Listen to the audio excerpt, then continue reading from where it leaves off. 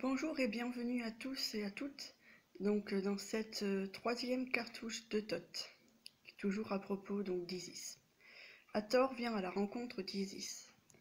Cela faisait quelques semaines qu'Isis ne voyait plus son bel Osiris. L'avait-il laissé tomber? Lui avait-il préféré finalement sa sœur Nephthys? On est toujours plus attiré par l'insaisissable après tout. Ça offrait peut-être plus de prestige, d'être avec une vraie déesse plutôt qu'être avec une servante et une prêtresse. Et le challenge était peut-être mieux récompensé. Malgré ses prières et ses offrandes au dieu Ra, celui-ci pensait-elle l'avait oublié. Bien des larmes étaient versées dans sa petite chambre qu'elle ne quittait presque plus, car à quoi bon quitter cette chambre? Perdue dans ses pensées, qui, force d'être enfermée, devenait de plus en plus sombre, notre belle Isis regarde le ciel qui se pare d'étoiles. Là, elle remarque du ciel jusqu'au sas du temple que des orbes roses se forment et deviennent de plus en plus lumineuses. Elle découvre également qu'elles forment comme un escalier qui descend. Elle se frotte les yeux, n'en revenant pas. Là, descendant les orbes une à une silhouette apparaît. Une femme, aux oreilles et aux cornes de vache,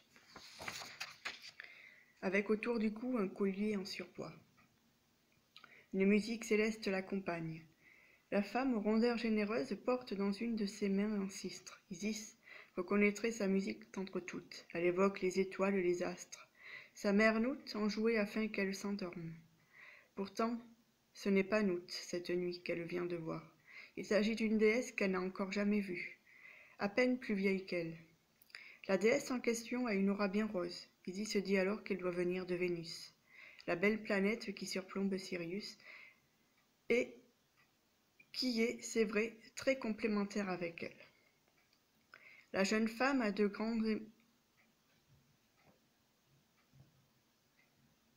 grands yeux aimants couleur noisette. Elle a les cheveux carrés, bruns et bouclés. Elle porte une longue robe de cérémonie avec une traîne rose qui trace des sillons roses opalescents sur son chemin.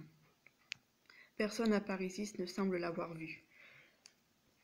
Elle s'approche du temple et se dirige vers la chambre d'Isis, qui n'en revient toujours pas.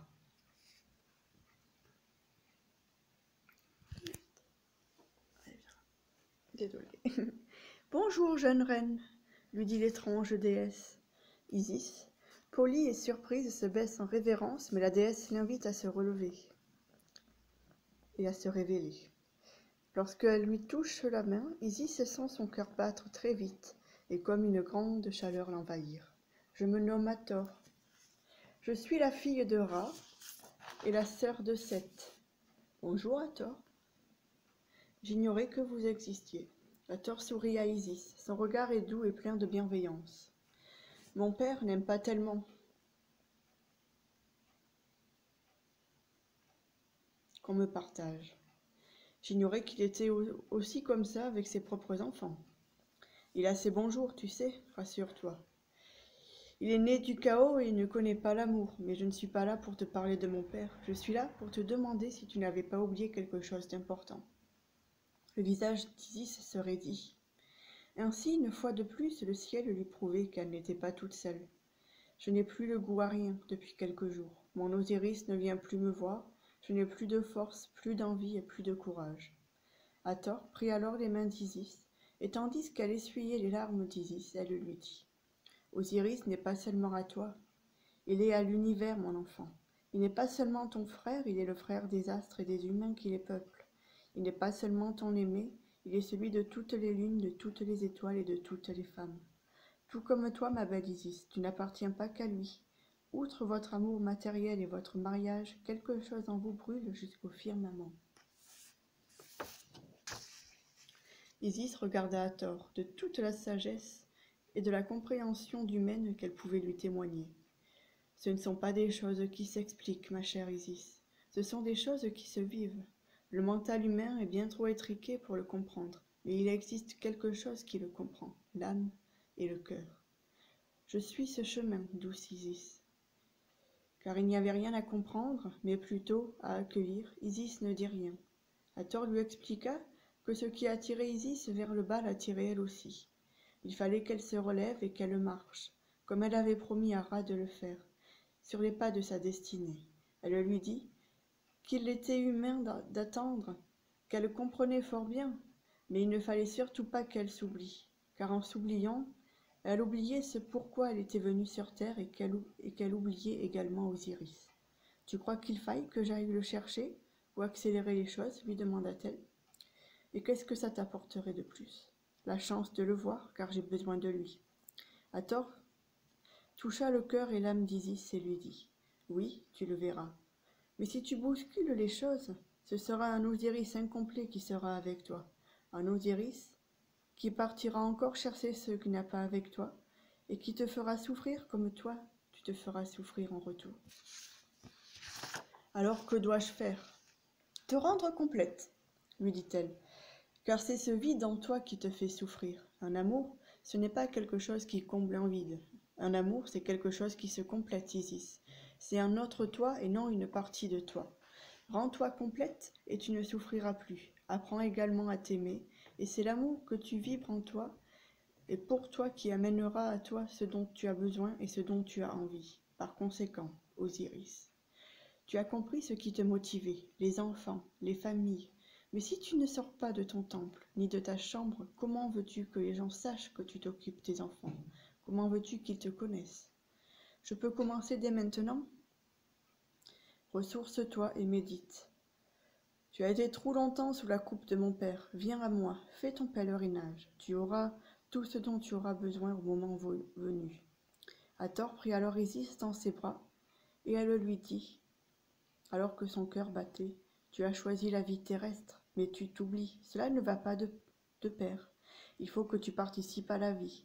Tu as tellement ce mal-être en toi que tu t'es coupé de tout. Isis, tu es aimée. Tu es aimée autant là-haut qu'ici-bas et que plus bas. Accepte cet amour, accepte ton humanité. Tu as ton trône qui t'attend. Les joyaux de ce monde ne sont pas tous factices, ma belle. Va en eux. » La belle déesse prit congé d'Isis peu à peu, s'estompant de sa vue, et ne laissant qu'après son départ un magnifique collier fait de perles, les cristaux roses étincelant à la lumière du jour qui arrivait, et les perles de bois sentaient bon l'amour. Ceci, ma chère Isis, est un collier d'âme, qui nous aide à aller à sa rencontre et aussi à contacter le divin. Chaque perle est une marche pour nous rejoindre, mais la meilleure connexion que tu auras, c'est en étant bien sur terre, lui dit invisible Hathor. Isis laissa couler une larme de gratitude et remercia le ciel d'avoir envoyé cette belle jeune femme à son secours. Celle-ci se sentit plein d'entrain et se résolut à aller se baigner dans le Nil qui était pas si loin du temple dans lequel elle était. Au petit jour, la chaleur du désert n'était pas à son comble et il y aurait peut-être des gens qui auraient eu la même idée qu'elle. En cette période également, les caïmans et les alligators n'étaient pas au nombre par conséquent. Nous pouvions nous baigner tranquillement et en sécurité. Voilà. Je vous remercie de m'avoir suivi, d'avoir suivi donc les messages des différentes déesses, désolé, d'avoir suivi également donc les deux premières cartouches de Thoth. Et je vous dis donc à bientôt pour une nouvelle cartouche. Sur ce, n'hésitez pas donc à laisser vos commentaires si cela vous chante. Et n'hésitez pas, désolé, à justement partager la vidéo. Je vous remercie tous et toutes. Bye bye.